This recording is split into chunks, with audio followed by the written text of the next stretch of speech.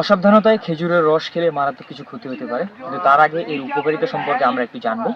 পৃথিবীতে সব থেকে উত্তম প্রাকৃতিক এনার্জি ড্রিঙ্কস হচ্ছে এই খেজুরের রস, যেখানে শর্করা, গ্লুকোজ এবং ফ্রুক্টোজ প্রায় 15 থেকে 20% থাকে, যার ফলে এই খেজুরের রস খাওয়ার পর নিমিষেই শরীরে একটা এনার্জি পাওয়া যায়। এই খেজুরের রস আমাদের রক্ত স্বল্পতা দূর করে এবং হাড় ও পেশি মজবুত করে, রোগ প্রতিরোধ ক্ষমতা বৃদ্ধি করে এবং ভিটামিনের অভাব দূর করে।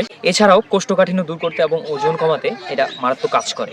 এই রস খাওয়া থেকে যে সকল সতর্কতা অবলম্বন করবে, হাঁপানি, ডায়াবেটিস ও অ্যাজমার সমস্যা থাকলে এই রস খাওয়া থেকে বিরত থাকবেন। যখন এই খেজুরের রস সংরক্ষণ করা হয়, তখন যদি এই রসের হাঁড়ি উন্মুক্ত অবস্থায় থাকে, তখন রাতের বেলা এখানে বাদুড় বসতে পারে এবং বাদুড় সরাসরি মুখ লাগিয়ে এই রস পান করতে পারে, যার ফলে বাদুড়ের মুখ থেকে নিপা ভাইরাস সহ অন্যান্য রোগ জীবাণু এর মধ্যে মিক্স হয়ে যায়, যেটা আমাদের শরীরের জন্য ভয়ানক ক্ষতিকর। তাই এই রস সংরক্ষণের সময় অবশ্যই এই রসের হাঁড়ি যাতে নেটে আবদ্ধ থাকে। অনেকেই জানেন না এই রস কখন খেতে হয়।